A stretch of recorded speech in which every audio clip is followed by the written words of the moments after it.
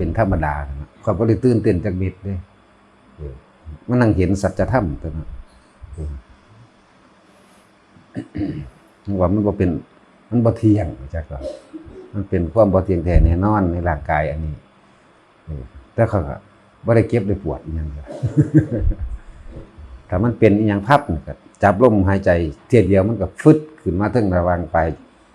สันจมูกขึ้นไปกลางหน้าผากขึ้นหัวแล้วก็เอามาแซ่ไว้กลางสมองนี่แต่ว่าอาการมันสะลึมสะลืออยู่มุงๆเมงๆอยู่จังมันบ่เจ็บนั่นแหละปฏิบัติธรรมมันต้องช่วยเหลือตัวเองได้ปฏิบัติธรรมมันต้องนำมาปฏิบัติในตัวเองบ่แม่นปฏิบัติธรรมอีหยังไปศึกษาไปหาจดจำไปบอกให้ผู้อื่นซื่อๆนั่นบ่เอิ้นนักปฏิบัติธรรมเด้นักจดนักจำทั้งหลายนั่นน่ะไปทำลายเจ้าของเด่นอ่านแต่ละการนั่นนี่ไปเว้าปรามาสพระอริยะเจ้าพระโสดาบันขึ้นไปช่วยยังไงล่ะแบบกบินภิกษุสมัยนี้ก็มีสิมีศาสนาพระพุทธเจ้าสิมีละองค์แบบกบินภิกษุแบบสังฆเพศใหญ่ๆมีทุกศาสนาของพระพุทธเจ้าทุกองค์สมัยนี้ก็มีเห็นแล้วนั่นแหละจังว่าเฮาบ่สนไผแม่นไผก็สร้างเฮาเรียนรู้ธรรมเฮาจำธรรมเฮาจำวิธีทางคือเฮาจำหลักการมาเพื่อว่าเฮาสิมาใส่กับตัวเองเพิ่นว่าการเข้าฌานที่1 2 3 4เป็นจังไดเฮาก็เรียนรู้จดจำได้แล้วเฮาก็จื้อไว้เฮาก็เอาไปนั่งเฮ็ดนำปฏิบัติตามการเดินจงกรมเป็นแบบใดจังซี่ยืนเดินนั่งนอนเพิ่นให้ทรงอารมณ์แบบใดจังซี่เฮาก็เอามาสอนแต่ของเองพยายามควบคุมตัวเองบ่จำเป็นต้องไปควบคุมผู้อื่นดอกมันบ่อาจสามารถละกิเลสให้ไผได้เด้ถ้าละกิเลสให้กันได้พระพุทธเจ้าละให้แล้วเด้พุทธเจ้าหังความเมตตาของเพิ่นหาประมาณบ่ได้มีผู้ใดได้เศษเสี้ยวเกิดตายมานี่เท่าใดแล้วจังว่าทำทั้งเบิดที่เฮาพ่อจดจำไว้ได้เป็นหลักการก็เพื่อว่าสิเอามาใส่กำราดกำจัดละนันทิราคะของเจ้าของเองแหละ อีกอย่างหนึ่งล่ะผลพลอยได้ในการใส่ประโยชน์ของธรรมะของกำลังฌานจังซี่ชั้น1ชั้น2จังซี่อันแรกก็ได้นาขอให้มันมีอาการปิติเกิดขึ้นเฮาเอาอาการปิตินั่นน่ะไประงับความเจ็บปวดโรคในร่างกายอยู่หม้องใดก็ได้อยู่หม้องใดก็ได้ทั้งนั้นถ้าเฮาฝึกได้แล้วเฮาสามารถเคลื่อนที่บังคับไปตามหัวเข่าไปตามท้องไปตามกระงอนได้เบิดนั่นแหละแต่ว่าสิ่งเหล่านี้ก็ต้องอาศัยการทำให้มากทำให้บ่อยฝึกนั่นแหละให้มันชินทำให้มากทำให้บ่อยทำให้ชินทำให้เป็นดุจดั่งญาณมันก็ชินของมันไปเองเวลาเจ็บไข้ได้ป่วยมีอาการเจ็บปวดบางหันบางนี้เข้าฌานปั๊บหลวดเอาอาการปิติน่วงเนื้อไหลลงไปใส่หมู่มันเจ็บหลวดสำหรับผู้ฝึกได้ทุกคนเฮ็ดเป็นทุกคนเมื่อว่าสิบ่ได้ขึ้นอยู่กับการฝึกแล้วจะว่าพวกเฮาเน้นแนวมื้อนี้แหละใส่ในชีวิตประจำวันในความเจ็บไข้ได้ป่วยใส่อันใดเป็นเครื่องระงับดับทุกขเวทนาทางกายก็ใส่กำลังฌานนั่นกำลังฌานนี่ถ้ามันเจ็บหนักปวดหนักป่วยหนักก็เข้าลึกเข้าเอาลึก3ลึก4ไปแล้วนิ่งพึบเข้าไปเลย เป็นธรรมดาร่างกายก็เจ็บไข้ได้ป่วยทุกๆคนพระพุทธเจ้าเฮาก็เจ็บไข้ได้ป่วยคือกันเพิ่นก็มีโรคปวดหัวเป็นประจำเพิ่นก็ตถาคตไสยาเวลาเพิ่นนอนเพิ่นก็เข้าฌานได้ล่ะเพิ่นก็เข้าตัวนี้มาระงับดับเวทนาเวลาเพิ่นปวดหัวโรคที่มันเป็นประจำครับพระองค์นั้นสิเป็น2โรคปวดหลังเป็นประจำกับปวดหัวเป็นประจำเพิ่นก็แวบเข้ารถแล้วก็ของเพิ่นคล่องแคล่วแล้วเนาะแต่พวกเฮาก็ต้องอาศัยการฝึกเพิ่นสั่งสอนไว้มาบ่แห้งนั่นแหละในกรรมฐาน40ผู้ใดสนใจก็ตั้งใจฝึกเอาตัวบ่แม่นสิให้ผู้อื่นเฮ็ดให้เด้มันเฮ็ดให้กันบ่ได้แนวนี้คือเฮาเจ็บปวดแขวนี่ เอาความปวดแขวไปให้ผู้นั้นผู้นี้มันเอาให้บ่ได้เด้ก็คือเว้าให้พวกเจ้าฟังอยู่ตลอดเนาะปวดแขวจนว่าหลุดออกรู้จักว่าล่ะก็คือบ่ปวดก็รู้จักอยู่ว่ามันปวดแต่ว่ามันบ่ถึงขั้นรุนแรงเข้าไปหาสมองรู้จักบ่มันบ่ได้จี๊ดเข้าไปในระบบเส้นประสาทเพราะว่าเฮาเข้าตัวนี้เฮาเข้าซ่านไว้เอาอาการปิติมาไว้เอาไว้ในหน้านั่นแหละยวบอยู่ในเต็มหน้านั่นแหละมันต้องเป็นของมันดอกเฮ็ดไปเฮ็ดมากก็คอยเอามือดึงออกก็มีหักถิ่มก็มีที่ไปถอนออกนั่นเพราะว่ามันเป็นหยังเวลาเทศแสดงธรรมจังซี่มันบาดลิ้นซื่อๆเด้ที่จริงเขาบ่ได้เจ็บเด้ข้อยให้มันเหี่ยนออกเบิดจุเล่มเลยก็ยังไดนั่นแหละเวลาเว้ามันฟาวลิ้นมันไปบาดแขวข้างในแล้วไปถอนออกเพื่อมันเป็นอุปสรรคขัดขวางในการแสดงธรรมเนี่ยทุกอย่างเฮาทุ่มเทลงธรรมะเบิดเด้ความเจ็บปวดก็บ่ได้หวั่นไหวเด้เพราะว่าทุ่มอยากให้คนได้รู้ได้เห็นแล้วก็นำธรรมที่เพิ่นทรงสอนแสดงไว้ไปรักษาตัวเองปวดแขวปวดหัวปวดท้องมันมีอยู่ตลอดนั่นแหละเพียงแต่ว่าบ่ปากก็สิปากเฮ็ดหยังเฮาเฮ็ดเอาเองเป็นอยู่จะไปใส่บ่ได้เฮ็ดให้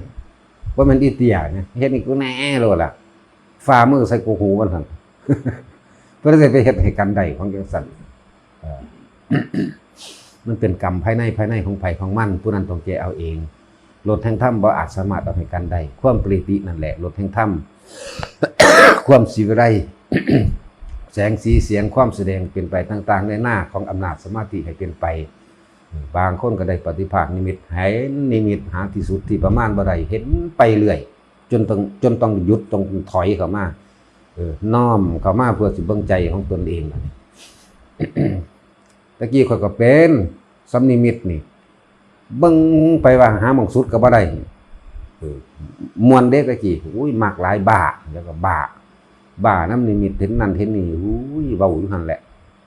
เอาไปเอามามันก็ชินตัวเบิ่งไปมาเอ้ามันก็แค่นั้นนี่หว่าแล้วก็มันก็น้อมเข้ามามีแต่ทุกข์กับทุกข์หาจับทุกข์ของเจ้าของบ่ได้หาจับสาเหตุแห่งทุกข์ของเจ้าของบ่ได้เลยมีแต่ความกังวลร้อนมีแต่ความอยากได้นั่นอยากเป็นนี่บัดนี้จ่อเข้ามาหามันจ่อเข้ามาหาตัวอยากอีหยังอยู่เบื้องหลังเฮ็ดให้กูเป็นจังซี่เนาะกังวลเนาะนี่ทุกข์นั่นแหละกังวลก็ดีอีหยังเฮ็ดให้กูกังวลเนาะน้อมเข้ามาก็คือความคิดในความอยากนั่นแหละจังว่าปฏิบัติธรรมเฮาเอามาละกิเลสตัณหาเจ้าของเอามาดับนันทิราคะของเจ้าของเอง บ่ได้เอาไปดับไผเด้คนปฏิบัติจริงคือคนที่รักษากริยามารยาทบ่มีการตำหนิติเตือนบุคคลผู้อื่นดอกนอกจากว่าสิกรุณาซึ่งกันและกันในความอยากรู้อีหลีในความอยากจะแก้ไขตัวเองคือครูบาอาจารย์เพิ่นแก้ลูกศิษย์ลูกหาเพิ่นจังซี่บางที่มีคำด่าปั้วปะขึ้นมานี่คนบ่ฮู้จักหยังก็มาตำหนิเด้เขามีวิธีสอนของเขาสิกำราบกิเลสลูกศิษย์ของเขาเจ้าสิเว้าลัดพุ่นลัดพี่ด่าคำหยาบมั่งนั่นแหละจังว่าคำว่าสอบอารมณ์เขาเจ้าสอบอารมณ์ลูกศิษย์ลูกหาเขาเจ้าเว้าคำหยาบคำหนักๆมันสิทันบ่ล่ะอารมณ์นั่นล่ะสอบอารมณ์ของแท้เฮ็ดดีมาตลอดเฮ็ดดีมาบาดสิเปี้ยงป้างขึ้นใส่หนักๆเลยบ่ทันได้บัดบ่ทันอารมณ์ในความยินดีพอใจเจ้าของโอ้ยคือว่าเฮาคักแท้จังซั่นจังซี่ก็ว่าเด้อีห่ามึงนั่นนี่มันบ่ผิดดอกแต่ว่าเว้าหามันผิดจังซี่หาหม่องมันมันก็เศร้าเหงาไปน้อยอกน้อยใจครับแค้นใจได้บัดนี้เนาะนั่นเอิ้นว่าสอบอารมณ์อันเว้ากันเรื่องนั้นเป็นยังไงมั่งวันนี้มีสภาวะอย่างอันนั้นเว้าเรื่องสภาวะมันคนละอย่างกันคือจังหลวงปู่บุตรดาเพิ่นเฮาก็อ่านเอาดอกอันก็ดีเพิ่นเทศน์กับท่านเจ้าคุณองค์นึงเจ้าคุณองค์นึงนั่นรู้สึกว่าสิจบปทสูงๆอยู่แล้วเพิ่นเยอะยิ่งมากเพิ่นเข้าใจว่าเพิ่นเป็นผู้มีความรู้หลายกว่าเห็นหลวงปู่บุตรดานี่เป็นพระบ้านนอกบ่อาจสามารถสิต่อกรได้ก็มั่งว่าซั่นผู้ปฏิบัติจริงบ่ได้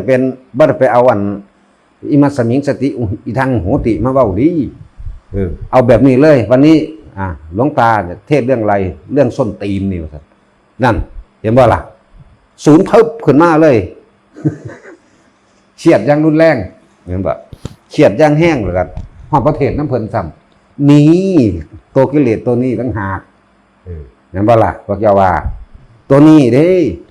บ่แม่นตัวไปทองมาจำมาเด้นี่แหละนี่สอบอารมณ์แท้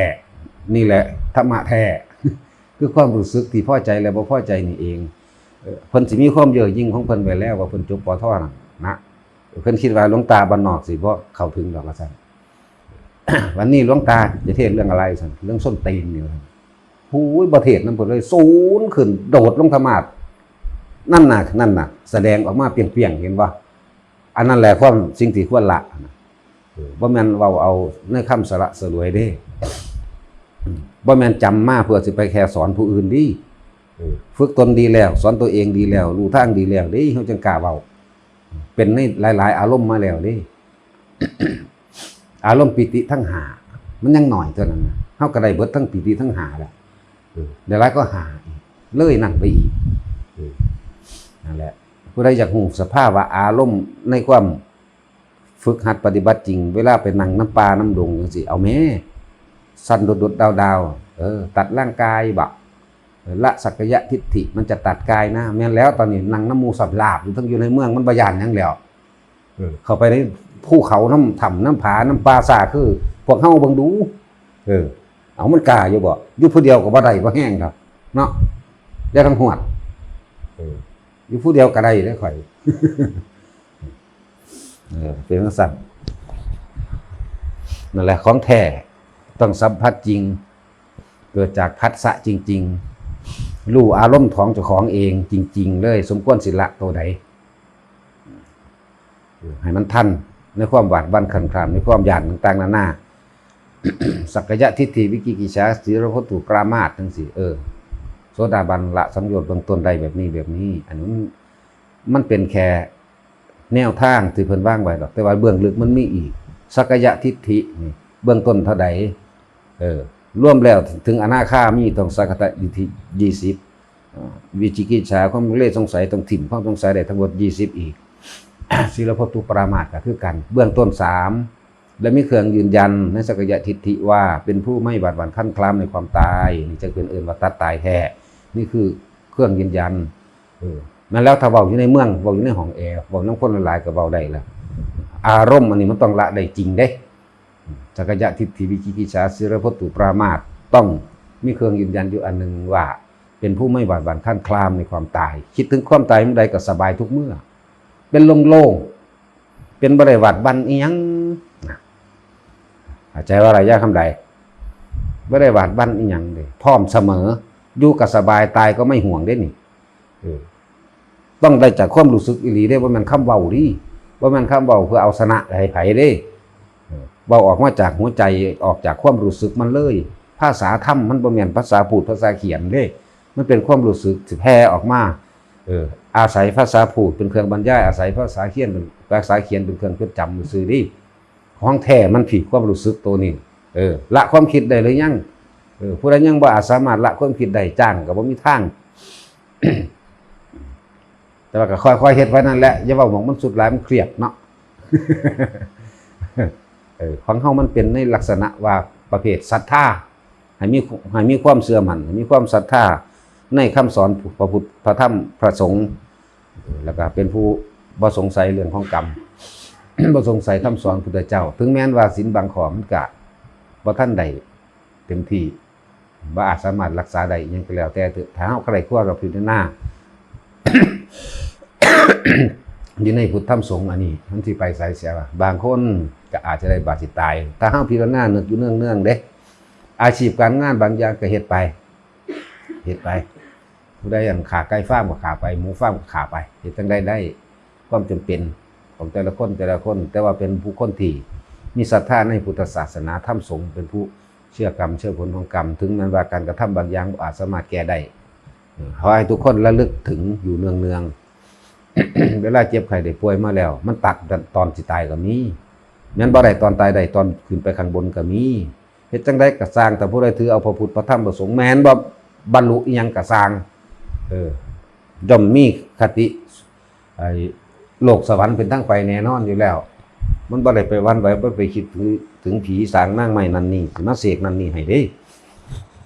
นั่นแหละคือผลดีที่ทุกคนให้พิจารณาอยู่เนื่องๆถ้าอยากเฮ็ดให้ชินกับภาวนาพุทโธไปพุทโธพุทโธไปเรื่อยในขณะอะไรที่เฮาเกิดความกังวลแล้วร้อนว่าอาจสามารถแก้ไขปัญหาเหตุการณ์ต่างๆได้หันเข้ามาทำความสงบจิตใจเอิ้นว่าสมถะกรรมฐานนั่นน่ะพุทโธพุทโธพุทโธพุทโธพุทโธในขณะนั้นความคิดมันบ่แล่นไปดอกเด้ความคิดมันบ่แล่นไปหาเรื่องให้เกิดอารมณ์ในความโกรธหรือว่าโกรธนะมันบ่ไปสั่งภพสั่งชาติแล้วตอนนั้นหยุดมันไว้เอาพุทโธนี่ทับไว้ปินดุจดังว่าศิลาทับหญ้าพุทโธพุทโธพุทโธพุทโธไปเรื่อยเดี๋ยวมันก็เศร้าตัวเฮ็ดลองเบิ่งอยู่บ่ล่ะบ่ได้แม่นเว้าซื่อๆบ่เฮ็ดเด้เอาไปเว้าหมู่ฟังเพิ่นด่าบ่แม่นเด้กูก็เป็นว่าจังซี่โลดเนาะแม่นความเพิ่นเด้กูก็เฮ็ดประจำอยู่เนี่ยสำหรับหมู่พวกกัลยาณมิตรนะเฮาก็เว้าให้เขาฟังถ้าเขาสนใจกันบ่ล่ะพวกกัลยาณเฮาบ่ต้องไปเว้าดอกมันบ่เข้าใจมันคนละสายการบำเพ็ญการสร้างบุญบารมีมามันก็เป็นกลุ่มไผกลุ่มมันอยู่นี่แหละคำว่าเรื่องของกรรมเป็นเรื่องสลับซับซ้อนอยู่พุทธเจ้าองค์เดียวกันปฏิบัติบ่คือกันเห็นบ่ล่ะหลวงปู่ดูหลวงตามาเพิ่นกันนะโมพุทธายะพระพุทธไตรรัตนญาณมณีโนปราศีสหัสธรรมมาเด้บ่ได้ผิดได้นั่นน่ะเขาเจ้าเข้าสู่สมถกรรมฐานเด้ก็นั่นสวดมนต์ไปอาการปิติก็เกิดขึ้นได้เป็นฌานบ่แห้งได้ฮอดฌาน4พุ่นเลยนั่นไปอีกก็ได้บัดนี้บุญมันก็เกิดขึ้นในตอนใดก็ความสงบนั่นแหละสงบเย็นล่ะสงบเย็นอาการปิติซับซ่านขึ้นไปบางคนก็ได้หลายฌานคือว่านั่นแหละแต่สร้างสรรค์บ่ได้ผิดดอกเฮ็ดไปมันบ่ได้ไปฆ่าไผแม่ปฏิบัติธรรมบ่ตั้งแต่บ่สั่งสอนแสดงให้ไปฆ่าคนให้ไปปล้นไปกี้เนาะให้บ่หลักให้เป็นหลักให้พากันไปต้มเหล้าขายจังซี่เนาะเฮ็ดไปโลดมีหยังพอช่วยเหลือช่วยเหลือกันได้ก็ช่วยเหลือกันไป คนที่มีศรัทธาอยู่แล้วแต่มีเวลาเขาก็ให้ทานเป็นบางการเวลาคือกันใส่บาตรมั่ง ยิ่งคนภาวนายิ่งเฮ็ดทานมากเด้บ่แม่นได้ว่า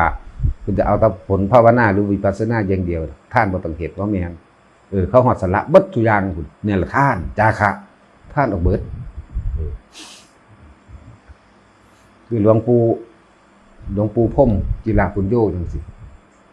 สละปั่นงัวปั่นควายให้คนแจกหน้าให้ทานบ่ล่ะ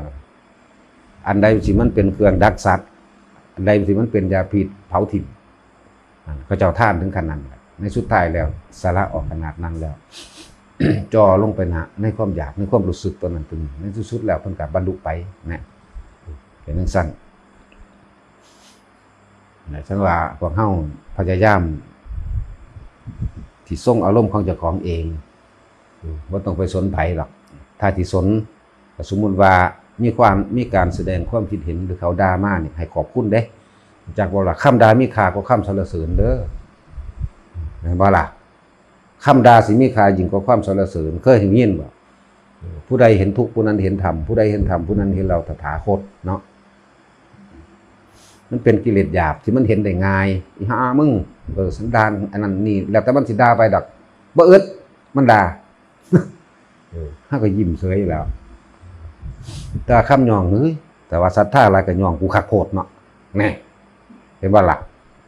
ปานว่ากูเป็นผู้พิเศษ ปานว่ากูเป็นอรหันต์เอาโลด นั่นแหละบ่ได้เอาเด้เฮาก็พิจารณาไปจังซั่นล่ะแน่มันบ่ได้เข้าสะเทือนในใจเฮาเด้ว่าเขาย่องมาล่ะสิฟุ้งเฟ้อเย่อยิ่งขึ้นไปบ่แม่นเด้โหยศรัทธาอะไรก็ย่องกูโพดเนาะกูบ่ได้แม่นอรหันต์เด้ว่ะจังซี่ก็มีเด้นี่มันสิเป็นจังซี่แหละแต่เขาด่ามาเขาก็ยิ้มเฉยนะโอ้โหเรียนธรรมะอีหยังไปละกิเลสผู้อื่นน่ะนะเฮาสลดสังเวชใจเขาเด้แต่ว่าบ่เกิดอารมณ์เด้สลดสังเวชแบบว่าเรียนธรรมะอีหยังไปละกิเลสผู้อื่นแต่ว่าแต่ของจริงคือบ่ตั้งสำนักขึ้นมาแสดงธรรมเอาเองเนาะแม่นว่าล่ะแม่นว่าพวกเจ้าว่า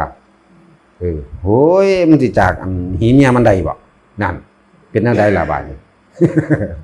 มันหนี้จากอันนั้นบ่ได้ดอกทั้งผู้หญิงผู้ชายล่ะมันบ่ได้เงินโลกอีหยังเด้อันนี้ พวกอัลลาหัมกับอัลลาหีจักก็ค่อยเฮ็ดให้เขาด่าเด้นี่ ลองเบิ่งดูมันสิเอาไปละเจ้าของหรือมันสิมาละเฮาดีอย่าว่าละ นอนอยู่ในหมู่ยุ่งกับการบ้านการเมืองอายุหากินเบียดเบียนทะเลาะวุ่นวายแล้วก็ยังแย่งชิงอิจฉาผู้นั้นเกลียดผู้นี้เห็นบ่ซำนี้เฮาก็รู้แล้วตนาธรรมะจึงเป็นเรื่องละเอียดอ่อนเป็นเรื่องที่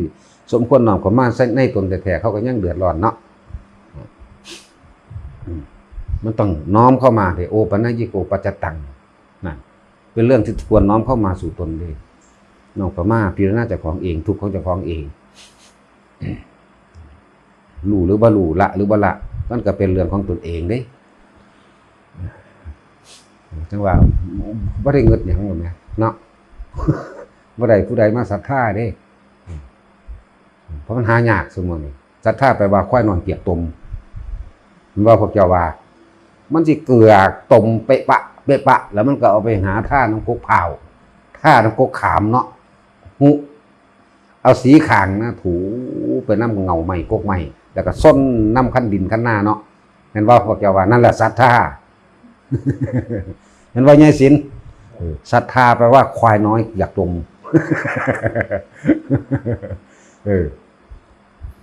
เมื่อเรียนรู้ธรรมะแล้วเอาไปละกิเลสคนอื่นนะรู้สึกว่าสิเอาเขาไปส้นภูเขาเนาะส้นไปน้ำขั้นดินส้นไปน้ำกกใหม่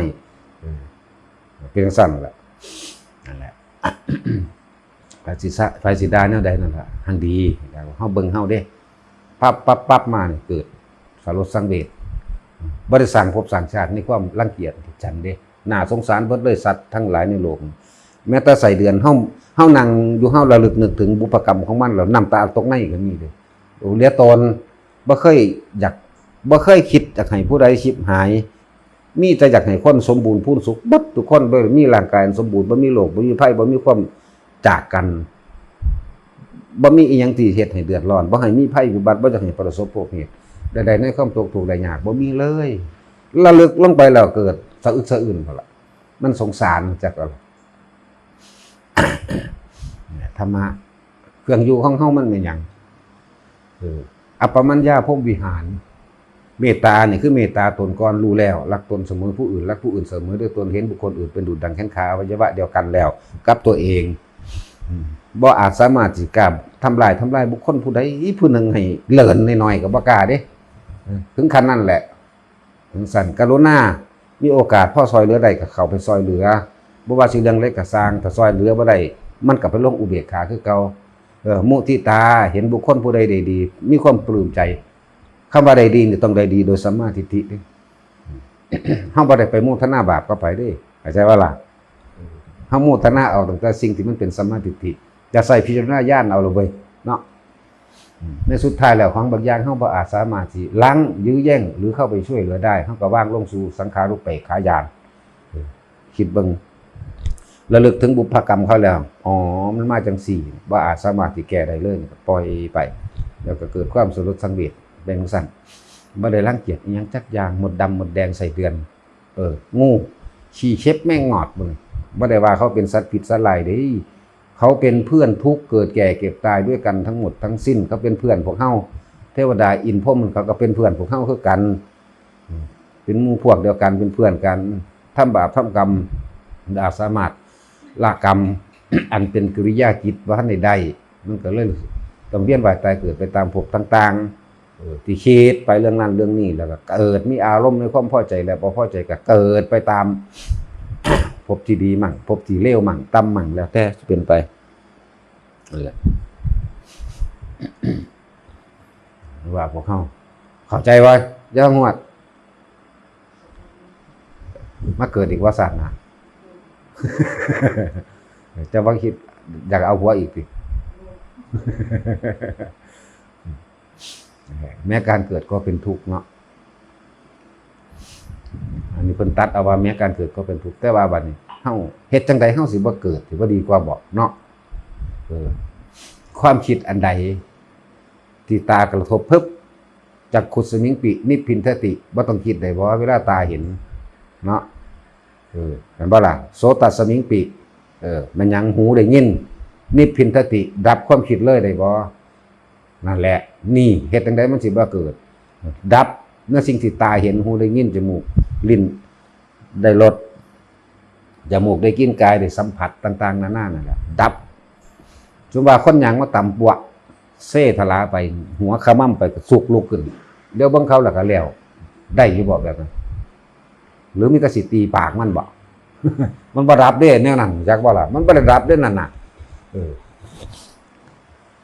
เขาแลนรู้มาเขาต่ำหัวขมั่มไปลุกขึ้นได้นั่นตาเห็นปั๊บหยุดเลยบ่ต้องคิดได้บ่นั่นแหละจักกุสมิงปินิพินทติรูเปสุปินิพินทติตาเห็นรูปแล้วก็ดับโลดนั่นแหละจักขุวิญญาเนปินิพินทตินั่นถ้าดับตาดับรูปดับนี่แหละครับบ่มีวิญญาณจักว่าดับวิญญาณเลยเด้นั่นเพราะนั่นแหละสิไปยากหยังบ่ต้องเคร่งเครียดในการไปนั่งโดนดอกเพราะว่าเฮาก็เฮ็ดไปตามฐานะเนาะเฮ็ดไปตามฐานะการงานครอบครัวหยังก็แล้วแต่นี่พูดถึงเอาเฉพาะผู้ศรัทธาเด้แต่ผู้คือควายมาเก็บตมก็แล้วแต่เด้ เฮาเอาเฉพาะบุคคลที่ศรัทธาในข้อปฏิบัติสามารถทำใดทำง่ายให้มันถูกจริตนิสัยนั่นแหละคือว่าทำใดหรือทำง่ายก็ตามคือมันถูกมันเฮ็ดได้ง่ายเว้ยแบบนี้ส่งอารมณ์มันเป็นกุศลจังซี่นึกตะเสือกมันเป็นบุญไว้ซะก่อนนะเวลามีถูกเรื่องนั้นเรื่องนี้เกิดขึ้นที่มันบ่ได้ดังใจรีบเข้าไปพุทโธพุทโธพุทโธรั่วเข้าไปโลดมันเศร้าดอก หรือมีโอกาสเวลาว่างๆก็นั่งฝึกกรรมฐานสมถกรรมฐานจักหาหน้าที่ดิจับจุดอุณหภูมิให้มันได้เพื่อเอาไว้แต่ใส่ใบราเจ้าของเจ็บไข้ได้ป่วยไว้ระงับดับความเจ็บปวดทั้งกายนั่นแหละเวลาถ้าเฮาบ่ฝึกไว้ตอนนี้ตอนที่มีกำลังดีอยู่สิไปฝึกตอนใดสิไปฝึกตอนป่วยเลยนั่นเห็นบ่ล่ะมันบ่ได้ง่ายปานนั้นดีเพราะว่ามันกังวลในความเจ็บในความปวดแล้วถ้าคนฝึกได้เป็นแล้วนี่ปึ๊บนี่ปึ๊บขึ้นมาทันทีโลดน่วงหั่นแหล้วสบายสั่น ถ้าเฮามีศรัทธาในตัวนี้เฮาหมุนมันอยู่ในเฉพาะสิ่งที่เป็นกุศลว่าสัจจิตาปริโยทปนังน่ะเฮ็ดจิตคิดถึงแต่สิ่งที่เป็นบุญเป็นกุศลความสงบความเป็นประโยชน์ความฉลาดคำว่าฉลาดนี่คือบ่ไปทำลายเบียดเบียนไผดอกคิดแต่ทั้งนี้คำว่าฉลาดก็คือว่าบ่เอาตัวเองไปตกต่ำบ่เอาตัวเองไปรับทุกข์รับโทษรับภัยอีหยังนั่นเองถึงว่าทำจิตให้เขารอบปลอดจากอกุศลทั้งปวงเห็นอยู่ซ้ำนี้ชินแล้วถือว่า จับจุดอุณาโลมได้เข้าอาการปิติได้เพื่อเอาไว้รักษาความเจ็บปวดป่วยในร่างกายเจ้าของแล้วก็ทำวิปัสสนามั่งเป็นบางครั้งมั่งคิดถึงทุกทั้งร่างกายบ่อาจสามารถบังคับได้ทุกทั้งกายนี่มันบ่มีปัญหาดอกของมันหยาบผมงอกเนาะบ่มีไผอยากให้มันงอกเห็นว่าสัตว์เฒ่าเหี่ยวเต็บเสพบ่มีผู้ใดอยากให้มันเฒ่าเหี่ยวเต็บเสพได้ล่ะเห็นว่าล่ะโดยเฉพาะอีบูดปัญหาเนี่ยมาท่าไว้เห็นว่าล่ะเปอะหนาเต้เต็มเป็นสั่นมันก็บ่อยากเฒ่าแต่ว่ามันเฒ่าเนาะเป็นสั่นเลยเนี่ยมันเศร้ามันก็หาแนวอันเขาขูดสีไหมตาสินถากออกไป ปวดช่วงช่างออกเป็นสั่นแหละมันอยากเฒ่าอยู่เป็นสั่นแหละแต่มันก็เฒ่าเนี่ยนี่คือมันบ่แม่นของตนในสุดท้ายมันก็ตายง่ายๆอยู่กับสบายตายก็หายห่วงสบายมากนะบางสิถ้าพูดถึงความเป็นจริงนี่มันอยากตายอยู่ได้หลายกว่าอยากบอกถ้าเพิ่นบ่ยันบัญญัติไว้สมัยพระโคติกาปาดข้อตายข้อขาทิ่มไปเลยรู้จักว่าล่ะขาทิ่มแล้วขาดกินข้าวบ่คือพวกเจ้าเด้แต่งกินแต่เช้าจนบ่ค่ำเลิกไปนี่ก็ไปกินอีกเด้นี่เนาะแม่นบ่เลิกไปนี่ก็พากันไปกินอีกก็เป็นจังซั่นล่ะข้างบ่เบื่อปานใดล่ะเนาะกินอีหยังกระดอกกระเดียกันแล้วอย่างสั้นแหละ ถึงว่าแต่ละคนเรียนธรรมะฝึกธรรมะสมถกรรมฐานเอาไว้ควบคุมอารมณ์ของเจ้าของเองวิปัสสนากรรมฐานเอาไว้พิจารณาทุกข์สมุทัยนิโรธของเจ้าของเองนั่นแหละเป็นมรรคสุดท้ายแล้วเฮาก็หมุนไปบางคนได้บัดตายได้โสดาสกิทาคานาคาฮอดอรหันต์